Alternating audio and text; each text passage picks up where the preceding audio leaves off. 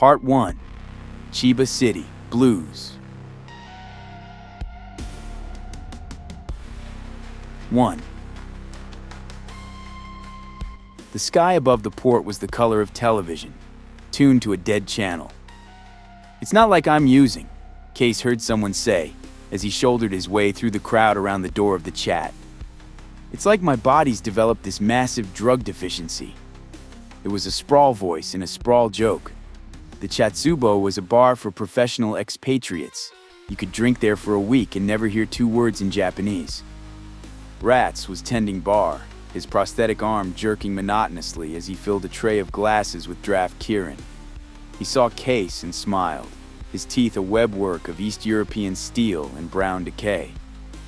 Case found a place at the bar, between the unlikely tan on one of Lonnie Zone's whores and the crisp naval uniform of a tall African, whose cheekbones were ridged with precise rows of tribal scars. "Wage was in here early, with two Joe boys," Rat said, shoving a draft across the bar with his good hand. "Maybe some business with you, Case." Case shrugged. The girl to his right giggled and nudged him. The bartender's smile widened. His ugliness was the stuff of legend. In an age of affordable beauty, there was something heraldic about his lack of it. The antique arm whined as he reached for another mug. It was a Russian military prosthesis, a 7-function force feedback manipulator cased in grubby pink plastic. "You are too much the artiste, Herr Case." Rats grunted. The sound served him as laughter. He scratched his overhang of white-shirted belly with the pink claw. "You are the artiste of the slightly funny deal." "Sure," Case said, and sipped his beer.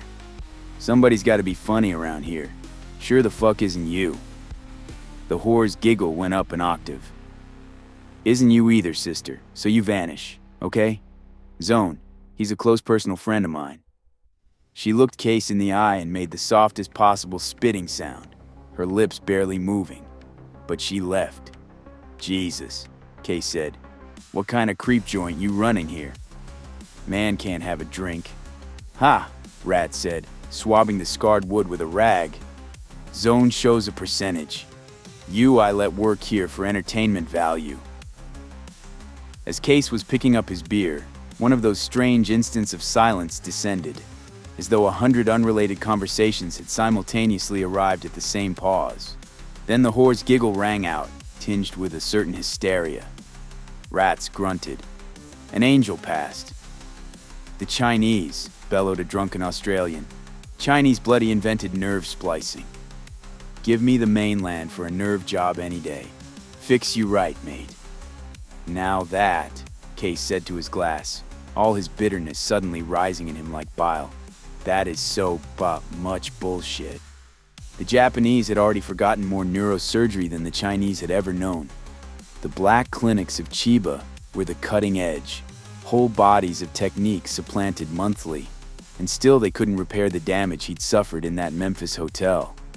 A year here, and he still dreamed of cyberspace, hope fading nightly.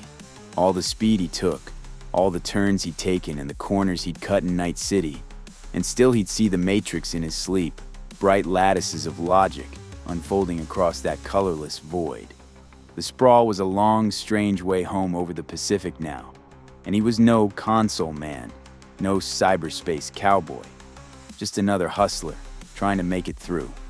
But the dreams came on in the Japanese night like live-wire voodoo, and he'd cry for it, cry in his sleep, and wake alone in the dark, curled in his capsule in some coffin hotel, his hands clawed into the bed slab, temper foam bunched between his fingers, trying to reach the console that wasn't there.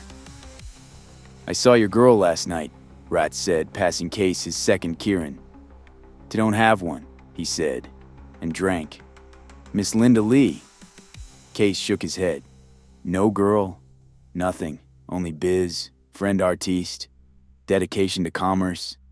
The bartender's small brown eyes were nested deep in wrinkled flesh. "I'd think I liked you better with her.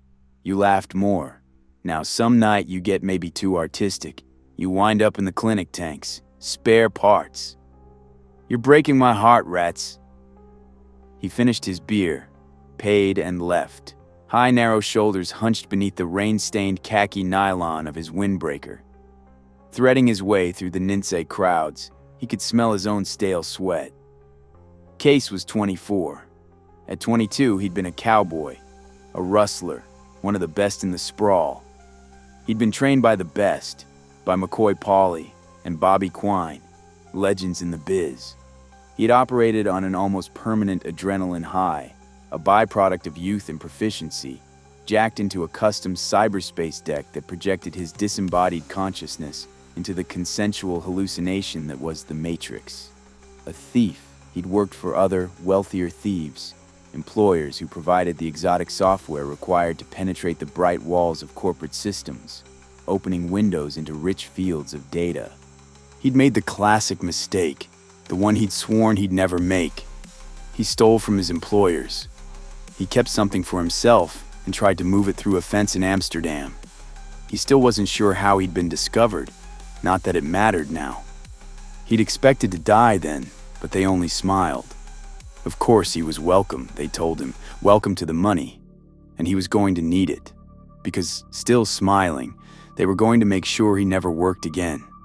They damaged his nervous system with a wartime Russian mycotoxin. Strapped to a bed in a Memphis hotel, his talent burning out micron by micron, he hallucinated for 30 hours. The damage was minute, subtle, and utterly effective. For Case, who'd lived for the bodiless exaltation of cyberspace, it was the fall. In the bars he'd frequented as a cowboy hotshot, the elite stance involved a certain relaxed contempt for the flesh. The body was meat. Case fell into the prison of his own flesh. His total assets were quickly converted to new yen, a fat sheaf of the old paper currency that circulated endlessly through the closed circuit of the world's black markets like the seashells of the Trobriand Islanders. It was difficult to transact legitimate business with cash in the sprawl. In Japan, it was already illegal. In Japan, he'd known with a clenched and absolute certainty he'd find his cure. In Chiba, either in a registered clinic or in the shadowland of black medicine. Synonymous with implants, nerve splicing, and microbionics, Chiba was a magnet for the sprawl's techno-criminal subcultures. In Chiba, he'd watched his new yen vanish in a 2-month round of examinations and consultations. The men in the black clinics, his last hope, had admired the expertise with which he'd been maimed, and then slowly shaken their heads.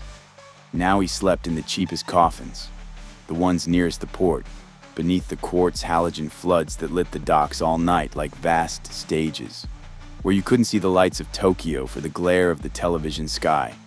Not even the towering hologram logo of the Fuji Electric Company, and Tokyo Bay was a black expanse where gulls wheeled above drifting shoals of white styrofoam.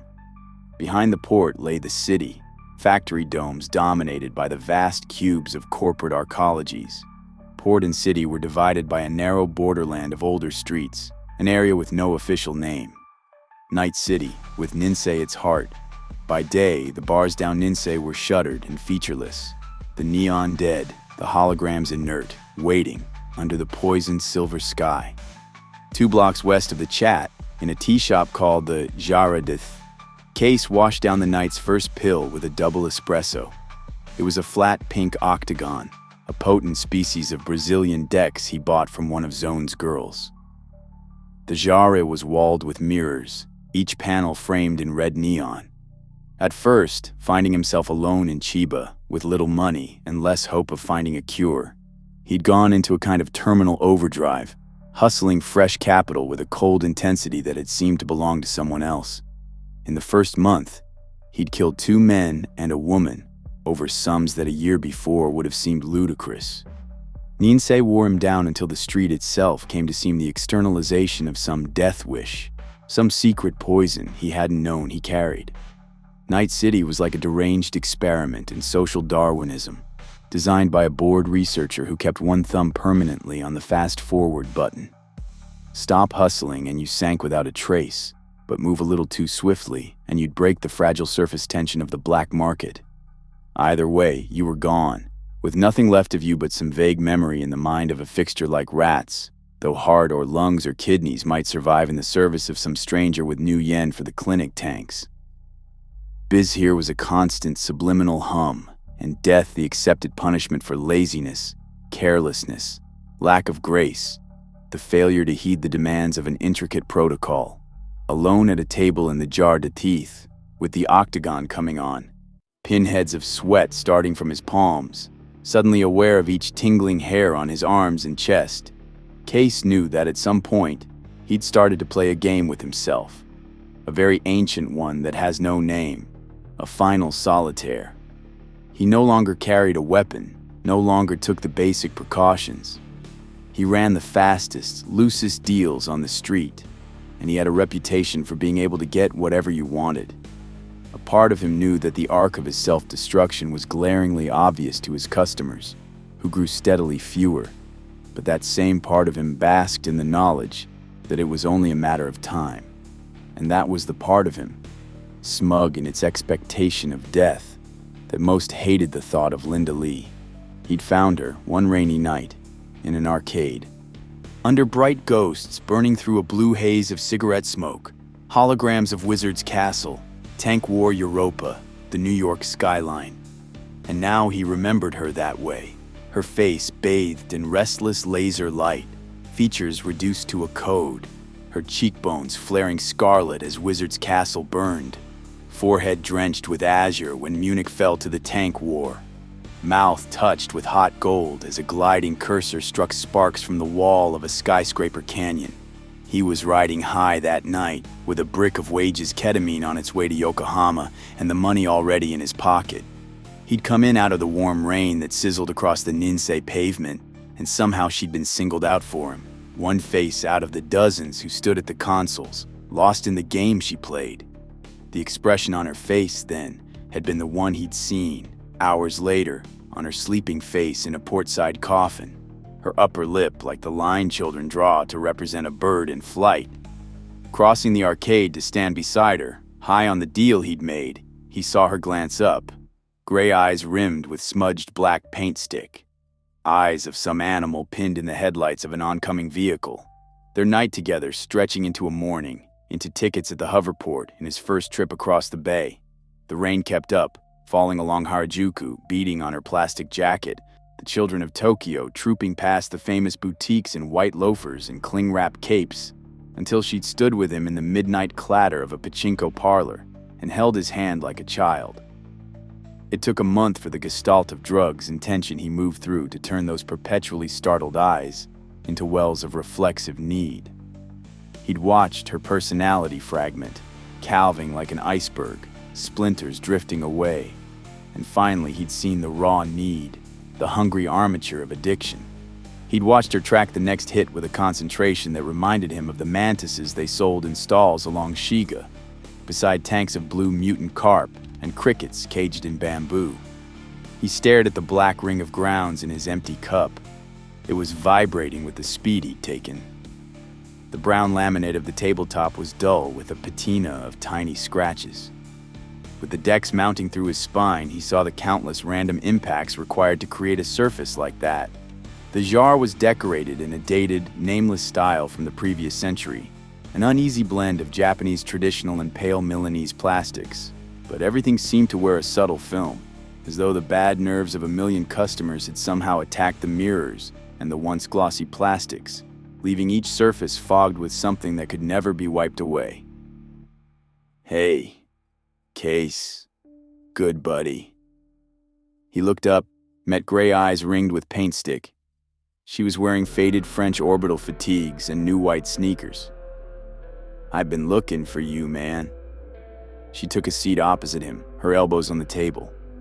The sleeves of the blue zip suit had been ripped out at the shoulders. He automatically checked her arms for signs of derms or the needle. "Want a cigarette?"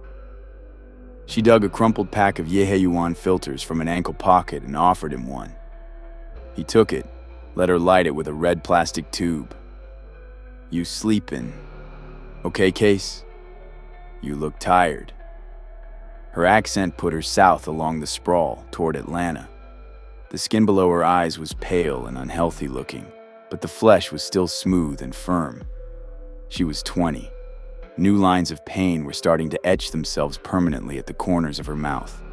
Her dark hair was drawn back, held by a band of printed silk. The pattern might have represented microcircuits or a city map. "Not if I remember to take my pills," he said, as a tangible wave of longing hit him, lust and loneliness riding in on the wavelength of amphetamine.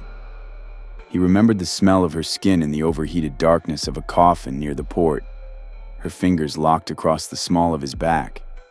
All the meat, he thought, and all at once. "Wage," she said, narrowing her eyes. "He wants to see you with a hole in your face." She lit her own cigarette. "Who says?" "Rats. You been talking to rats?" "Number Mona. Her new squeeze is one of Wage's boys. It don't owe him enough. He does me. He's out the money anyway." He shrugged. "Too many people owe him now, Case. Maybe you get to be the example. You seriously better watch it." "Sure. How about you, Linda? You got anywhere to sleep?" "Sleep." She shook her head. "Sure, Case." She shivered, hunched forward over the table. Her face was filmed with sweat. "Here," he said, and dug in the pocket of his windbreaker, coming up with a crumpled 50. He smoothed it automatically, under the table, folded it in quarters, and passed it to her. "You need that, honey. You better give it to Wage." There was something in the gray eyes now that he couldn't read, something he'd never seen there before. "I owe Wage a lot more than that. Take it. I got more coming," he lied, as he watched his new yen vanish into a zippered pocket. "You get your money, Case. You find Wage quick." "Till see you, Linda," he said, getting up. "Sure." A millimeter of white showed beneath each of her pupils. "Sanpaku. You watch your back, man." He nodded, anxious to be gone. He looked back as the plastic door swung shut behind him, saw her eyes reflected in a cage of red neon. Friday night on Ninsei. He passed yakitori stands and massage parlors, a franchised coffee shop called Beautiful Girl, the electronic thunder of an arcade. He stepped out of the way to let a dark-suited Sarari man by, spotting the Mitsubishi Genentech logo tattooed across the back of the man's right hand. Was it authentic? If that's for real, he thought, he's in for trouble. If it wasn't, served him right. MG employees above a certain level were implanted with advanced microprocessors that monitored mutagen levels in the bloodstream. Gear like that would get you rolled in Night City, rolled straight into a black clinic. The Sararamen had been Japanese, but the Ninsei crowd was a gaijin crowd. Groups of sailors up from the port, tense solitary tourists hunting pleasures no guidebook listed, sprawl heavies showing off graphs and implants, and a dozen distinct species of hustler, all swarming the street in an intricate dance of desire and commerce. There were countless theories explaining why Chiba City tolerated the Ninsei enclave, but Case tended toward the idea that the Yakuza might be preserving the place as a kind of historical park, a reminder of humble origins. But he also saw a certain sense in the notion that burgeoning technologies require outlaw zones, that Night City wasn't there for its inhabitants, but as a deliberately unsupervised playground for technology itself. Was Linda right? He wondered, staring up at the lights. Would Wage have him killed to make an example? It didn't make much sense, but then Wage dealt primarily in prescribed biologicals, and they said you had to be crazy to do that. But Linda said Wage wanted him dead. Case's primary insight into the dynamics of street dealing was that neither the buyer nor the seller really needed him. A middleman's business is to make himself a necessary evil. The dubious niche Case had carved for himself in the criminal ecology of Night City had been cut out with lies, scooped out a night at a time with betrayal. Now, sensing that its walls were starting to crumble, he felt the edge of a strange euphoria. The week before, he delayed transfer of a synthetic glandular extract, retailing it for a wider margin than usual. He knew Wage hadn't liked that. Wage was his primary supplier, 9 years in Chiba, and one of the few gaijin dealers who'd managed to forge links with the rigidly stratified criminal establishment beyond Night City's borders. Genetic materials and hormones trickled down to Ninsei along an intricate ladder of fronts and blinds. Somehow, Wage had managed to trace something back, once, and now he enjoyed steady connections in a dozen cities. Case found himself staring through a shop window. The place sold small, bright objects to the sailors. Watches, flick knives, lighters, pocket VTRs, Simstim decks, weighted man Ricky chains, and shuriken. The shuriken had always fascinated him. Steel stars with knife-sharp points. Some were chromed, others black, others treated with a rainbow surface like oil on water. But the chrome stars held his gaze. They were mounted against scarlet ultra-suede with nearly invisible loops of nylon fish line, their centers stamped with dragons or yin-yang symbols. They caught the street's neon and twisted it, and it came to Case that these were the stars under which he voyaged, his destiny spelled out in a constellation of cheap chrome. "Julie," he said to his stars. "Time to see old Julie. He'll know." Julius Dean was 135 years old, his metabolism assiduously warped by a weekly fortune in serums and hormones. His primary hedge against aging was a yearly pilgrimage to Tokyo, where genetic surgeons reset the code of his DNA, a procedure unavailable in Chiba. Then he'd fly to Hong Kong and order the year's suits and shirts. Sexless and inhumanly patient, his primary gratification seemed to lie in his devotion to esoteric forms of tailor worship. Case had never seen him wear the same suit twice, although his wardrobe seemed to consist entirely of meticulous reconstructions of garments of the previous century. He affected prescription lenses, framed in spidery gold, ground from thin slabs of pink synthetic quartz and beveled like the mirrors in a Victorian dollhouse. His offices were located in a warehouse behind Ninsei, part of which seemed to have been sparsely decorated years before, with a random collection of European furniture, as though Dean had once intended to use the place as his home.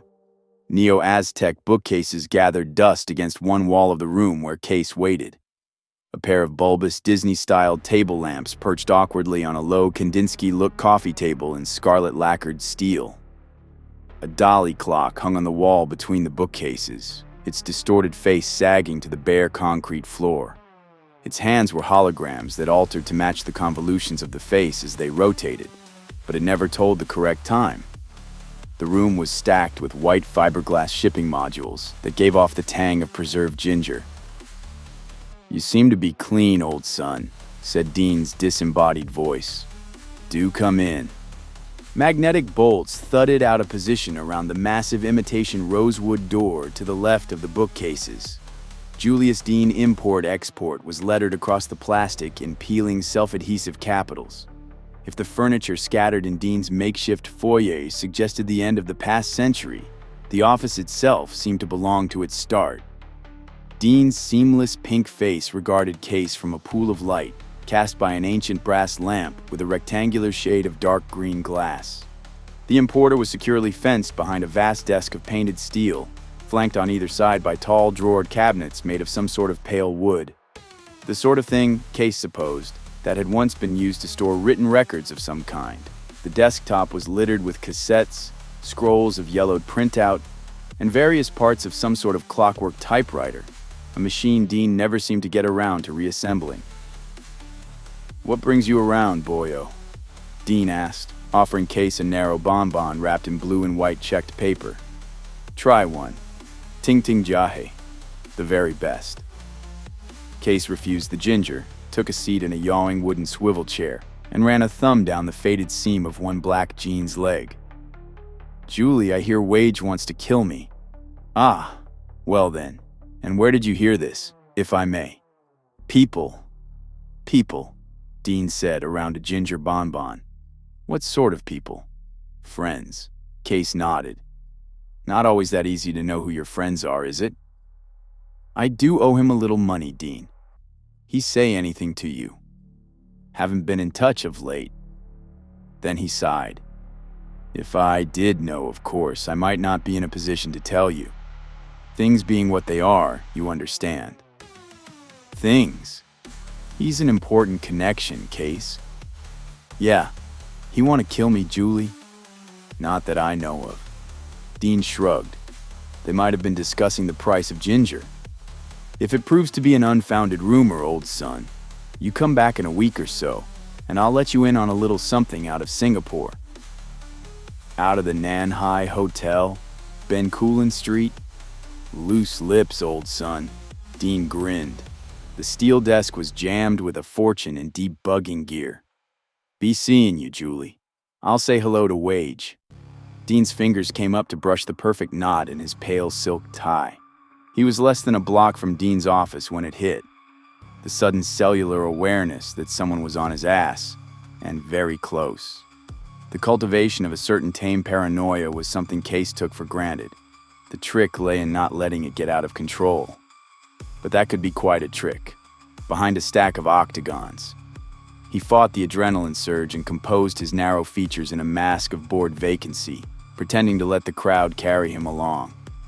When he saw a darkened display window, he managed to pause by it. The place was a surgical boutique, closed for renovations. With his hands in the pockets of his jacket, he stared through the glass at a flat lozenge of vat-grown flesh that lay on a carved pedestal of imitation jade. The color of its skin reminded him of Zone's whores. It was tattooed with a luminous digital display wired to a subcutaneous chip. Why bother with the surgery? He found himself thinking, while sweat coursed down his ribs, when you could just carry the thing around in your pocket. Without moving his head, he raised his eyes and studied the reflection of the passing crowd. There, behind sailors in short-sleeved khaki, dark hair, mirrored glasses, dark clothing, slender, and gone. Then Case was running, bent low, dodging between bodies. Rent me a gun, Shin. The boys smiled. 2 hour. They stood together in the smell of fresh raw seafood at the rear of a Shiga sushi stall. You come back, 2 hour. I need one now, man. Got anything right now? Shin rummaged behind empty 2-liter cans that had once been filled with powdered horseradish. He produced a slender package wrapped in gray plastic. Taser. 1 hour, 20 new yen, 30 deposit. Shit. I don't need that. I need a gun. Like I maybe want to shoot somebody, understand? The waiter shrugged, replacing the taser behind the horseradish cans. 2 hour. He went into the shop without bothering to glance at the display of shuriken. He'd never thrown one in his life. He bought 2 packs of Yeheyuans with a Mitsubishi bank chip that gave his name as Charles Derrick May. It beat Truman's star, the best he'd been able to do for a passport. The Japanese woman behind the terminal looked like she had a few years on old Dean, none of them with the benefit of science. He took his slender roll of new yen out of his pocket and showed it to her. I want to buy a weapon. She gestured in the direction of a case filled with knives. No, he said. I don't like knives. She brought an oblong box from beneath the counter. The lid was yellow cardboard, stamped with a crude image of a coiled cobra with a swollen hood. Inside were 8 identical tissue-wrapped cylinders. He watched while mottled brown fingers stripped the paper from one. She held the thing up for him to examine. A dull steel tube with a leather thong at one end and a small bronze pyramid at the other. She gripped the tube with one hand, the pyramid between her other thumb and forefinger, and pulled. 3 oiled telescoping segments of tightly wound coil springs slid out and locked. Cobra, she said. Beyond the neon shutter of Ninsai, the sky was that mean shade of gray. The air had gotten worse. It seemed to have teeth tonight, and half the crowd wore filtration masks. Case had spent 10 minutes in a urinal, trying to discover a convenient way to conceal his cobra. Finally, he'd settled for tucking the handle into the waistband of his jeans, with the tube slanting across his stomach. The pyramidal striking tip rode between his ribcage and the lining of his windbreaker. The thing felt like it might clatter to the pavement with his next step, but it made him feel better. The chat wasn't really a dealing bar, but on weeknights it attracted a related clientele. Fridays and Saturdays were different. The regulars were still there, most of them, but they faded behind an influx of sailors and the specialists who preyed on them. As Case pushed through the doors, he looked for rats, but the bartender wasn't in sight. Lonnie Zone, the bar's resident pimp, was observing with glazed fatherly interest as one of his girls went to work on a young sailor. Zone was addicted to a brand of hypnotic the Japanese called cloud dancers. Catching the pimp's eye, Case beckoned him to the bar. Zone came drifting through the crowd in slow motion, his long face slack and placid. "You seen Wage tonight, Lonnie?" Zone regarded him with his usual calm. He shook his head.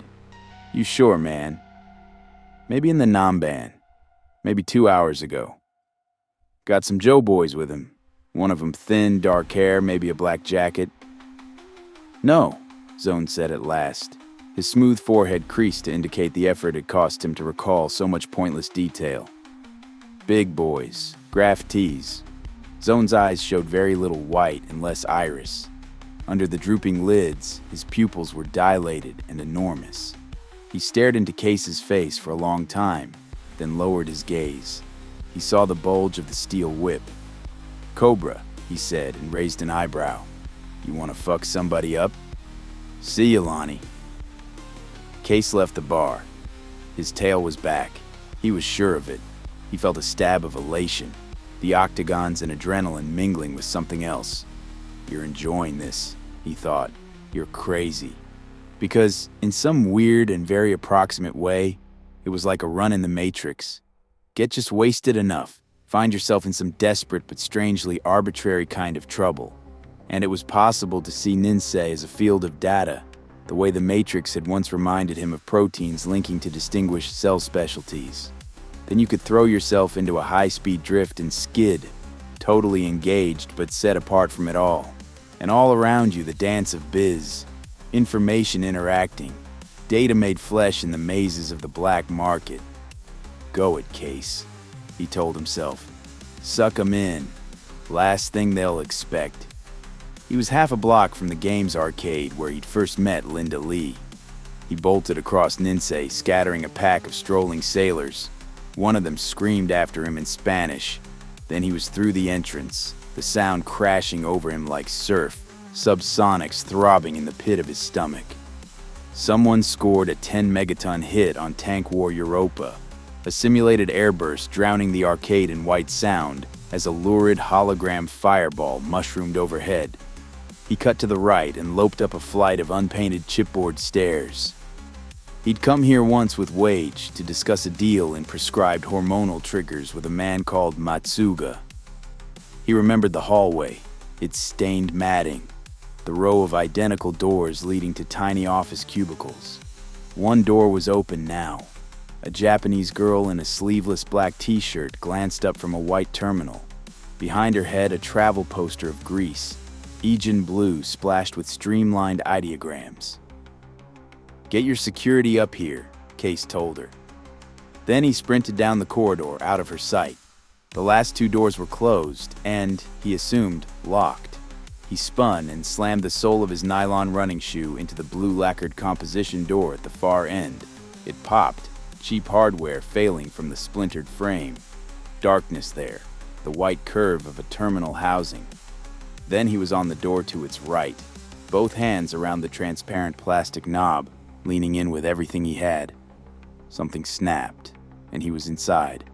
This was where he and Wage had met with Matsuga. But whatever front company Matsuga had operated was long gone. No terminal, nothing. Light from the alley behind the arcade, filtering in through soot-blown plastic. He made out a snake-like loop of fiber optics protruding from a wall socket, a pile of discarded food containers, and the bladeless nacelle of an electric fan. The window was a single pane of cheap plastic.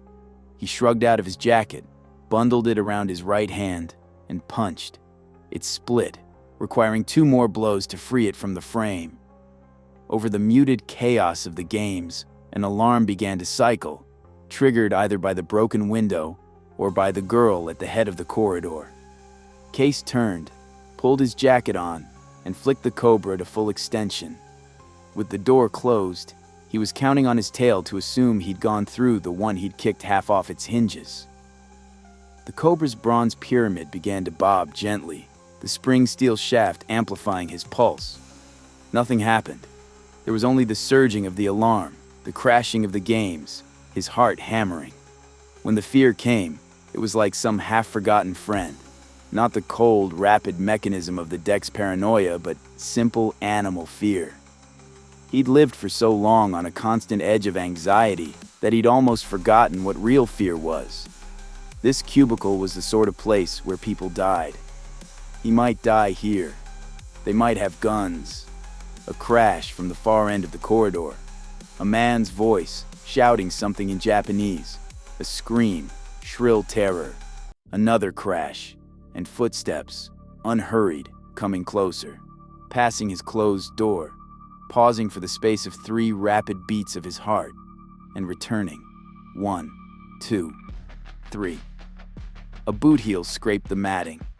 The last of his octagon-induced bravado collapsed. He snapped the cobra into its handle and scrambled for the window, blind with fear, his nerves screaming. He was up, out, and falling, all before he was conscious of what he'd done. The impact with pavement drove dull rods of pain through his shins. A natural wedge of light from a half-open service hatch framed a heap of discarded fiber optics and the chassis of a junked console. He'd fallen face forward on a slab of soggy chipboard. He rolled over into the shadow of the console. The cubicle's window was a square of faint light. The alarm still oscillated, louder here, the rear wall dulling the roar of the games. A head appeared, framed in the window, backlit by the fluorescence in the corridor, then vanished. It returned, but he still couldn't read the features, glint of silver across the eyes. "Shit," someone said, a woman, in the accent of the northern sprawl. The head was gone. Case lay under the console for a long count of 20, then stood up. The steel cobra was still in his hand, and it took him a few seconds to remember what it was. He limped away down the alley, nursing his left ankle. Shin's pistol was a 50-year-old Vietnamese imitation of a South American copy of a Walther PPK, double action on the first shot, with a very rough pull. It was chambered for .22 long rifle, and Case would have preferred lead-azide explosives to the simple Chinese hollow points Shin had sold him. Still, it was a handgun and 9 rounds of ammunition, and as he made his way down Shiga from the sushi stall, he cradled it in his jacket pocket. The grips were bright red plastic molded in a raised dragon motif, something to run your thumb across in the dark. He'd consigned the Cobra to a dump canister on Ninsei and dry swallowed another octagon. The pill lit his circuits, and he rode the rush down Shiga to Ninsei, then over to Baitsu. His tail, he decided, was gone, and that was fine. He had calls to make, biz to transact, and it wouldn't wait. A block down Baitsu toward the port stood a featureless 10-story office building in ugly yellow brick. Its windows were dark now, but a faint glow from the roof was visible if you craned your neck. An unlit neon sign near the main entrance offered cheap hotel under a cluster of ideograms. If the place had another name, Case didn't know it. It was always referred to as cheap hotel. You reached it through an alley off Baitsu, where an elevator waited at the foot of a transparent shaft.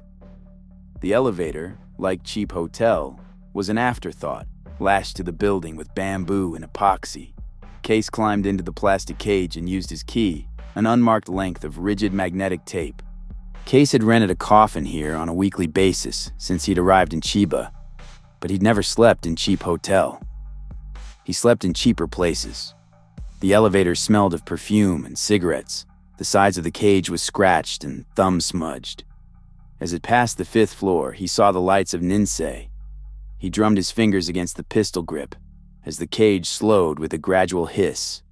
As always, it came to a full stop with a violent jolt, but he was ready for it. He stepped out into the courtyard that served the place as some combination of lobby and lawn. Centered in the square carpet of green plastic turf, a Japanese teenager sat behind a C-shaped console, reading a textbook. The white fiberglass coffins were racked in a framework of industrial scaffolding. 6 tiers of coffins, 10 coffins on a side. Case nodded in the boy's direction and limped across the plastic grass to the nearest ladder. The compound was roofed with cheap laminated matting that rattled in a strong wind and leaked when it rained. But the coffins were reasonably difficult to open without a key. The expansion grate catwalk vibrated with his weight as he edged his way along the 3rd tier to number 92. The coffins were 3 meters long, the oval hatches a meter wide and just under 1.5 meters tall. He fed his key into the slot and waited for verification from the house computer. Magnetic bolts thudded reassuringly. and the hatch rose vertically with a creak of springs. Fluorescence flickered on as he crawled in, pulling the hatch shut behind him and slapping the panel that activated the manual latch. There was nothing in number 92 but a standard Hitachi pocket computer and a small white styrofoam cooler chest. The cooler contained the remains of 3 10-kilo slabs of dry ice, carefully wrapped in paper to delay evaporation, and a spun aluminum lab flask. Crouching on the brown temper foam slab that was both floor and bed, Case took Shin's .22 from his pocket and put it on top of the cooler. Then, he took off his jacket. The coffin's terminal was molded into one concave wall, opposite a panel listing house rules in 7 languages. Case took the pink handset from its cradle and punched a Hong Kong number from memory. He let it ring 5 times, then hung up. His buyer for the 3 megabytes of hot RAM in the Hitachi wasn't taking calls. He punched a Tokyo number in Shinjuku. A woman answered, something in Japanese. "Snake Man there?" "Very good to hear from you," said Snake Man, coming in on an extension. "I've been expecting your call. You got the music you wanted," glancing at the cooler. "I'm very glad to hear that. We have a cash flow problem. Can you front?" "Oh man, I really need the money bad." Snake Man hung up. "You shit," Case said to the humming receiver. He stared at the cheap little pistol. "Iffy," he said. "It's all looking very iffy tonight." Case walked into the chat an hour before dawn, both hands in the pockets of his jacket. One held the rented pistol, the other, the aluminum flask. Rats was at a rear table, drinking Apollinaris water from a beer pitcher, his 120 kilos of doughy flesh tilted against the wall on a creaking chair. A Brazilian kid called Kurt was on the bar, tending a thin crowd of mostly silent drunks. Rats's plastic arm buzzed as he raised the pitcher and drank. His shaven head was filmed with sweat. "You look bad, friend artiste," he said, flashing the wet ruin of his teeth. "I'm doing just fine," said Case and grinned like a skull. "Super fine." He sagged into the chair opposite Rats, hands still in his pockets. "And you wander back and forth in this portable bomb shelter built of booze and ups? Sure. Proof against the grosser emotions, yes. Why don't you get off my case, Rats? You seen Wage? Proof against fear and being alone." The bartender continued. "Listen to the fear. Maybe it's your friend. You hear anything about a fight in the arcade tonight, Rats? Somebody hurt? Crazy cut a security man." He shrugged. "A girl, they say. You gotta talk to Wage. Rats, Rats's mouth narrowed, compressed into a single line. He was looking past Case, toward the entrance. "I think you are about to." Case had a sudden flash of the shuriken in their window. The speed sang in his head. The pistol in his hand was slippery with sweat. "Herr Vaga," Rats said, slowly extending his pink manipulator as if he expected it to be shaken. "How great a pleasure. Too seldom do you honor us." Case turned his head and looked up into Wage's face. It was a tanned and forgettable mask. The eyes were vat-grown sea-green Nikon transplants. Wage wore a suit of gunmetal silk and a simple bracelet of platinum on either wrist. He was flanked by his Joe boys, nearly identical young men, their arms and shoulders bulging with grafted muscle. "How you doing, Case?" "Gentlemen," said Rats, picking up the table's heaped ashtray in his pink plastic claw. "I want no trouble here." The ashtray was made of thick, shatterproof plastic and advertised Tsingtao beer. Rats crushed it smoothly, butts and shards of green plastic cascading onto the tabletop. "You understand?" "Hey, sweetheart," said one of the Joe boys. "You want to try that thing on me?" "Don't bother aiming for the legs, Kurt," Rats said, his tone conversational. Case glanced across the room and saw the Brazilian standing on the bar, aiming a Smith & Wesson riot gun at the trio. The thing's barrel, made of paper-thin alloy wrapped with a kilometer of glass filament, was wide enough to swallow a fist. The skeletal magazine revealed 5 fat orange cartridges, subsonic sandbag jellies. "Technically non-lethal," said Rats. Hey, rats, Case said. I owe you one. The bartender shrugged. Nothing, you owe me. These. And he glowered at Wage and the Joe boys. Should know better. You don't take anybody off in the Chatsubo. Wage coughed. So who's talking about taking anybody off? We just want to talk business. Case and me, we work together. Case pulled the .22 out of his pocket and leveled it at Wage's crotch. I hear you want to do me. Ratz's pink claw closed around the pistol, and Case let his hand go limp. Look, Case, you tell me what the fuck is going on with you, you wig or something? What's this shit I'm trying to kill you? Wage turned to the boy on his left. You two go back to the Namban. Wait for me. Case watched as they crossed the bar, which was now entirely deserted except for Kurt and a drunken sailor in khakis, who was curled at the foot of a bar stool. The barrel of the Smith & Wesson tracked the two to the door, then swung back to cover Wage. The magazine of Case's pistol clattered on the table. Ratz held the gun in his claw and pumped the round out of the chamber. Who told you I was going to hit you, Case? Wage asked. Linda. Who told you, man? Somebody trying to set you up? The sailor moaned and vomited explosively. Get him out of here, Ratz called to Kurt, who was sitting on the edge of the bar now, the Smith & Wesson across his lap, lighting a cigarette. Case felt the weight of the night come down on him, like a bag of wet sand settling behind his eyes. He took the flask out of his pocket and handed it to Wage. All I got. Pituitaries. Get you 500 if you move it fast. Had the rest of my roll in some ram, but that's gone by now. You okay, Case? The flask had already vanished behind a gunmetal lapel. It mean fine, this'll square us, but you look bad. Like hammered shit. You better go somewhere and sleep. Yeah. He stood up and felt the chat sway around him. Well, I had this 50, but I gave it to somebody. He giggled. He picked up the .22's magazine and the one loose cartridge and dropped them into one pocket, then put the pistol in the other. I gotta see Shin get my deposit back. Go home, said Ratz, shifting on the creaking chair with something like embarrassment. Artiste, go home. He felt them watching as he crossed the room and shouldered his way past the plastic doors. Bitch, he said to the rose tint over Shiga. Down on Ninsei, the holograms were vanishing like ghosts, and most of the neon was already cold and dead. He sipped thick black coffee from a street vendor's foam thimble and watched the sun come up. You fly away, honey. Towns like this are for people who like the way down. But that wasn't it, really, and he was finding it increasingly hard to maintain the sense of betrayal. She just wanted a ticket home, and the ram in his Hitachi would buy it for her if she could find the right fence. And that business with the 50, she'd almost turned it down, knowing she was about to rip him for the rest of what he had. When he climbed out of the elevator, the same boy was on the desk. Different textbook.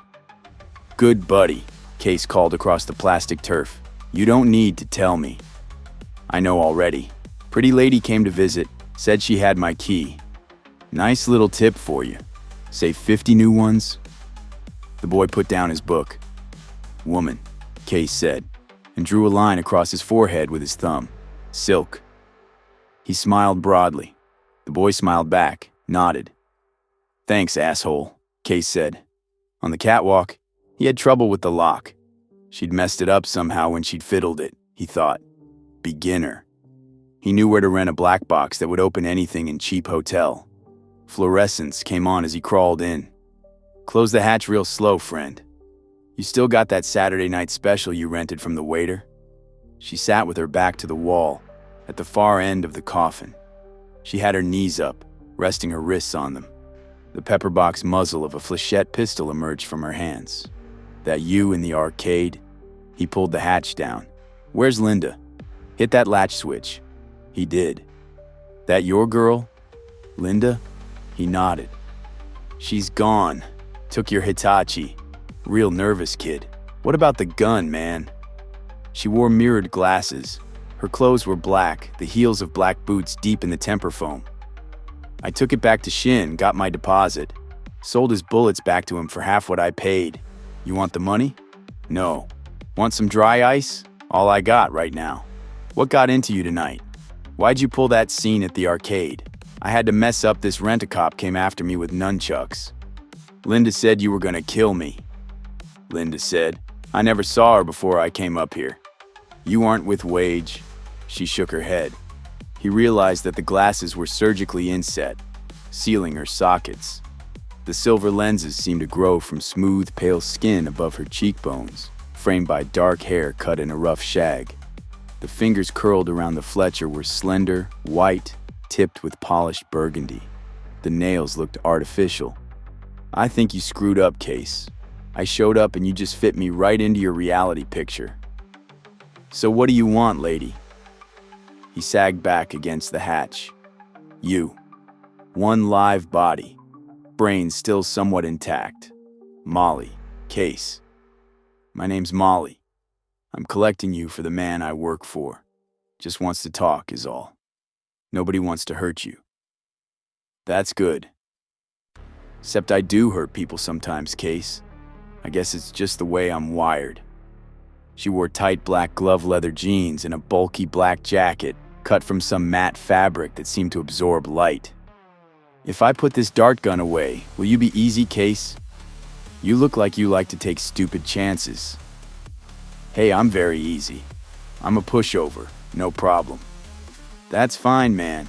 The Fletcher vanished into the black jacket.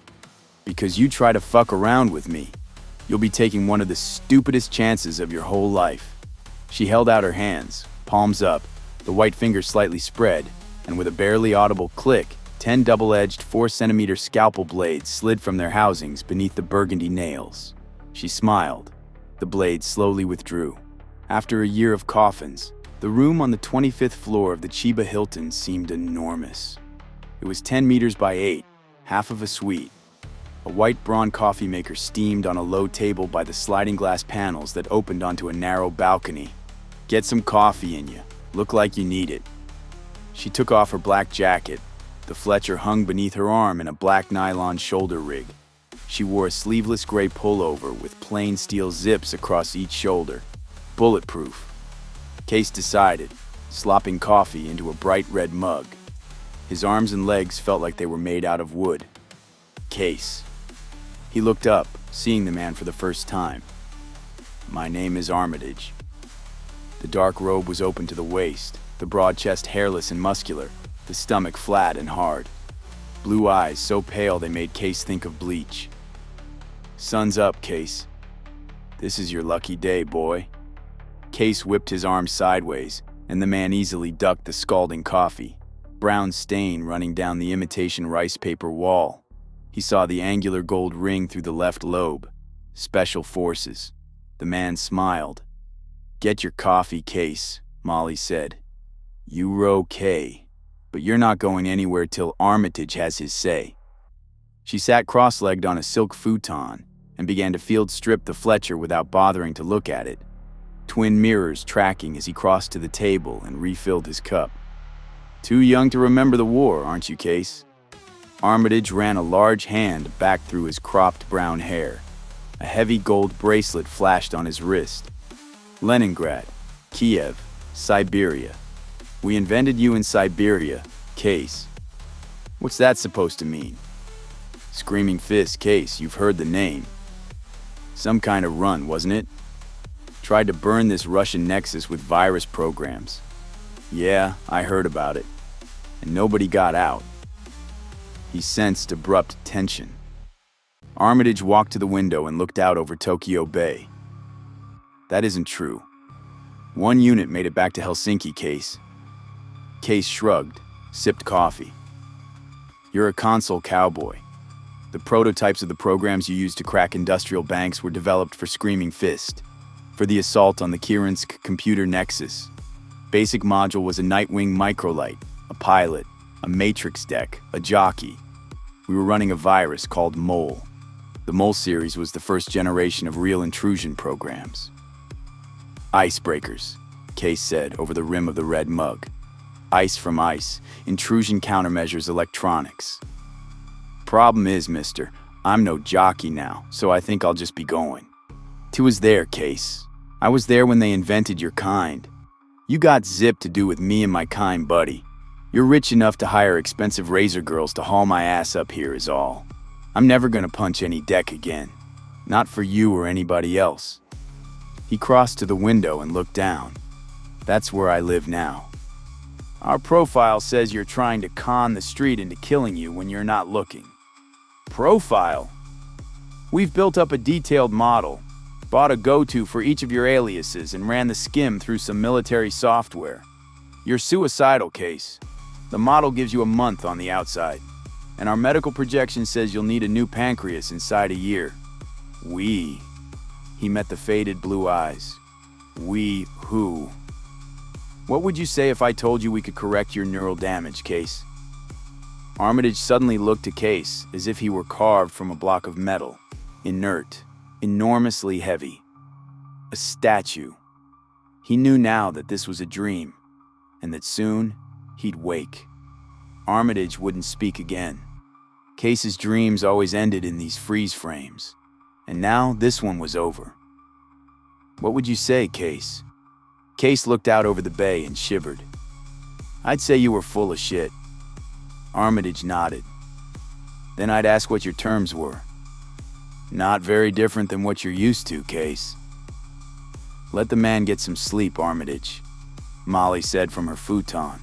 The components of the Fletcher spread on the silk like some expensive puzzle. He's coming apart at the seams. Terms, Case said. And now. Right now. He was still shivering. He couldn't stop shivering. The clinic was nameless, expensively appointed, a cluster of sleek pavilions separated by small formal gardens. He remembered the place from the round he'd made his first month in Chiba. Scared, Case. You're real scared. It was Sunday afternoon, and he stood with Molly in a sort of courtyard. White boulders, a stand of green bamboo, black gravel raked into smooth waves. A gardener, a thing like a large metal crab, was tending the bamboo.